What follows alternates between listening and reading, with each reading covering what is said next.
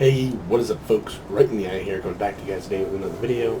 And today we're talking about a game that I just recently got into. Not really recently, I've been playing this game for about a week or two. This is Grim Dawn. This game is a action RPG. It's kind of top down, action RPG style game, where you just explore the world, find stuff, loot, and melee. They have guns, a bunch of different kinds of stuff. It's a new game to my channel. Haven't played a game like this before. I'll get more into the details of like what kind of game it is as we do these videos here. But anyway, I'm gonna go over a character build here. It's not finished yet. I still have 4 more levels to go to reach maximum. But we're gonna talk about the things that you can do here in this game. And those of you who are familiar with the game will know all the things that I'm talking about, and I'll explain things along the way and why I use them and why I didn't use other things. So, first things first. This is a Deathmarked character. So, as you can see, the name of the piece here is called Deathmarked. It comes in a 5-piece set. So you have the hood, jacket, shoulder, claw, and decapitator. This is the claw, this one's the decapitator. So that's the 2 weapons. And different sets have different types of pieces that go as part of the set if they have set bonuses and stuff. Like some things will have amulets. I don't think anything has pants, boots, or grips. I know for sure that some things will have the rings. I don't think they'll have belts. You can get things that have the name in the belt, but anyway. So you have to look at the list here, and it tells you every piece that you need. This is just one of the pieces. I can show you a couple other ones in some other videos. But anyway, these are all of my resistances here. When I activate my pneumatic burst, it gives me almost maximum on the elements. I already have max on cold damage because I'm Deathmarked cold character here.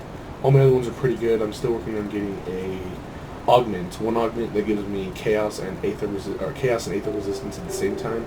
I'm going to be putting that on in place of all these other aether ones. So this one, and these 2, and then it also might go here as well because I don't have anything on this one here. I'm also thinking about putting on a an augment that does both. This one here actually on my weapon. I just drop it. I don't know what. Anyway, but yeah, and that should be good. So. This character, this is all the skill points that I have now. I do, like I said, it's still gonna need 4 more levels. That is 8 total. I haven't done the hidden path yet, so that's 1 guaranteed, so 9 more. So I'm gonna be putting them here on Night's Chill to get 17 out of 10. That's maximum they can get with the 5+ skills that you see here for Nightblade. So I'm gonna put in that there. So 3 there and 5 here, and that should be good. So, I mean, that's enough, right? I think it's 17. If it's 18, then that's where the extra point comes in. That's where the 9 that I would get, because I haven't done the hidden path, and you get 2 points after 50 for every level. So, I'm gonna put 3 here and 5 there for sure, and the other point might actually go to this one here, just to give me a little bit more elemental res, either here or on this one. Just to get that nice proc. It's only 5%, but it'll give me a nice buff if it does proc. So you can see some pretty crazy stuff here. I can actually wreck stuff for days. I mean, I know these are the easy enemies, and I'll show you some harder ones in a second. But you can see some of my stats here. I died many times in this because it took me forever just to tweak all the settings. Because this character is supposed to be a melee character that's right in your face, but at the same time it doesn't have the tank ability as my tank build with the Markovian set on it. So that's why it's died so many times. Throughout when I actually got this set on there, it's actually died only like around 30, and some of those are the new thing, the Crucible that just came out. So it's pretty survivable now. Look at the maximum damage dealt though. 234,298. That's it. Now that is in the Crucible, with all the buffs and stuff that you can get like that. But I will say that the highest hit that I've gotten on Chillwind outside of the Crucible, inside the SOT, was 203,491, was the highest one that I calculated with a crit. That was over 2.0. So that is still relatively close to that with delivering that damage without all the buffs on. At the same time, you can see some of the components that I use. So one thing that I was really getting wrecked by Harbingers in the Bastion of Chaos was Leech Life, and I had negative 25 Leech Life, and I was using Vicious Spikes here to give me the Piercing Aura, which gave me another 1,000 pneumatic burst, another 1,000 DPS, around 24,000. Took that off, decided to lose that to get the Purified Salt, which gives me 25% Leech Life resistance, as well as damage to Aetherials and Aether Corruptions. Those things kind of wrecked me too, so I thought it would be a really good, hit two birds with one stone, get rid of that Leech Life, negative resistance, and increase my damage towards a specific enemy type that I seem to have a problem with already. So that's good stats. Now I have no negatives there, and I have plus on a bunch of other things here. You can see here my Pneumatic Burst isn't enabled. When I enable that, it gives me 25 dodge and 52 deflect, which is pretty nice, which is where this piece comes in. Prismatic Diamond gives me 20% damage reflection, and when you come down here to mutated or scale hide on the Death Whisper leggings that I have a 25 or 20% armor absorption, which furthers my little bit of armor that I do have on the character, because again, it's not a tank, but it is going to be in your face, so it just makes it where that will mitigate even more. So the armor absorption's at 100% now. So let's see what happens when I take that off. See, now it goes down. It's mainly because I had 0 in the leggings. So put that back on. Now it goes back up to 100. So I'm looking at a pretty good armor absorption here, just throughout all my pieces. So that's pretty good. This one's here mainly for the chaos resistance and damage to another specific 2 targets. It's always good, I guess, if you can get some resistances and some other stats in there, and if you throw in a component that actually gives you damages to all the types of enemies, then you'll be doing pretty good, because not only will you get the resistance that you need, but at the same time you gain damages towards certain enemies. Now, you don't want to primarily base all your components on getting damages towards all the different enemies there is. It'll just be the ones that you do have an issue with. Usually you get some resistance against that same enemy, so then you can kill them faster, because if you need that resistance in the first place, then they're going to kill you easier. So now you just turn the tides like completely 100%. You're making it where you're less weak to them, so you're more resistant to them, and they're going to be less strong to you because you can kill them faster because you have more damage. Here, highly recommend a Shard of the Burnoth. This here gives you, it's a rare component, it gives you some physical damage converted to elemental. In this case, I am using cold damage as one of my main damage types. As you can see here, my main damage type is actually Pierce though, but with this one here, you can see that it'll turn this little bit, or a decent amount of physical damage that I have, and I even have damage and the modifier, to convert 10% of that into, what was it, elemental, so it'll give me more cold damage at the same time.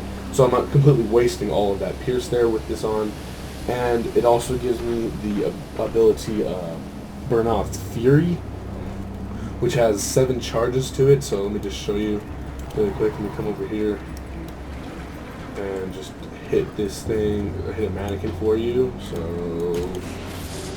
you can see down at the bottom of the screen, see down here, you can see the 7.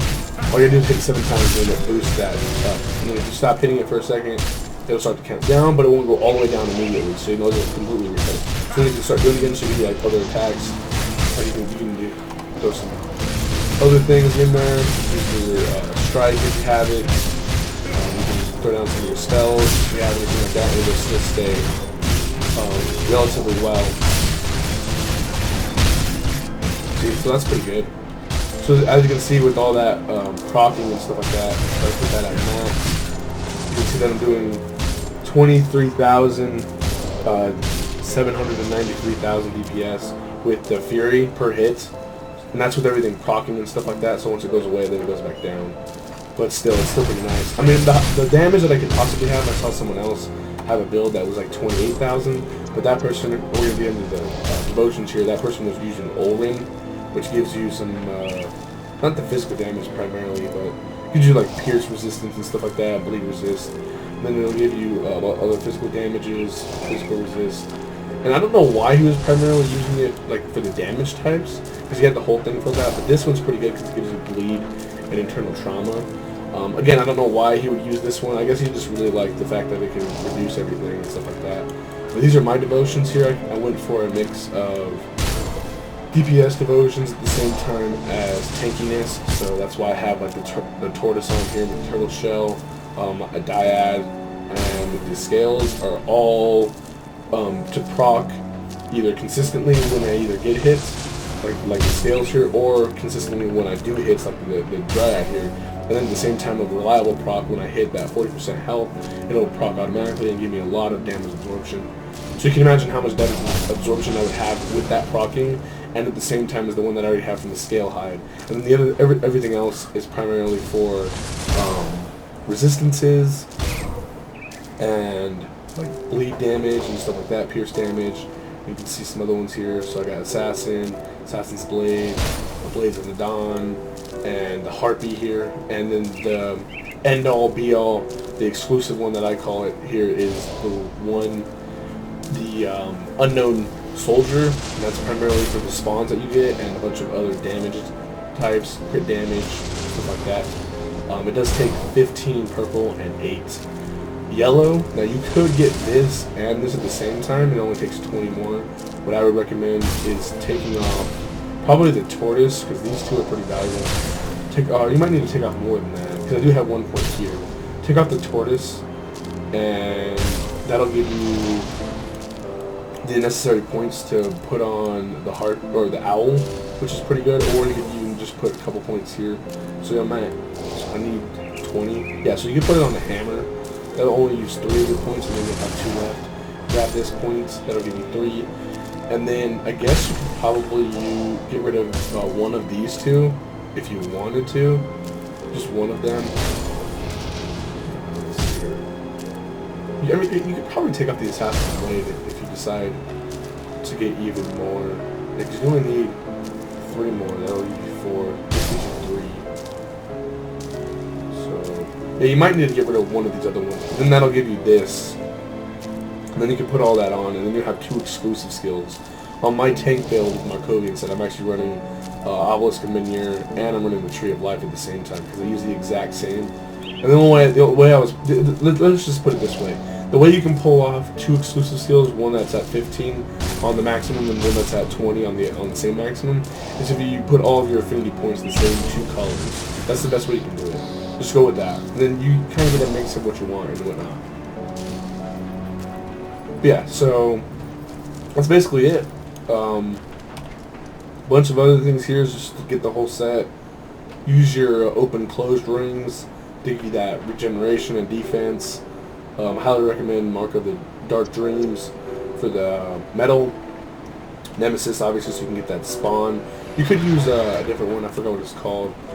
It's like Bladesman or Bernard or Carnage or something like that. And then always use the Knight's Embrace. It's a really good one. But yeah, that's just a quick little overview of my Nightblade build. Some of the stats here, damages. I'll have some gameplay a little later on. But as you can see here, with everything procced, you can only imagine how much damage I'm doing. Let's see here. See if I can show you. So you can see, like, that's ridiculous. Okay, guys. Well, I'm going to jump on out of here, and I'll see you guys in the next video.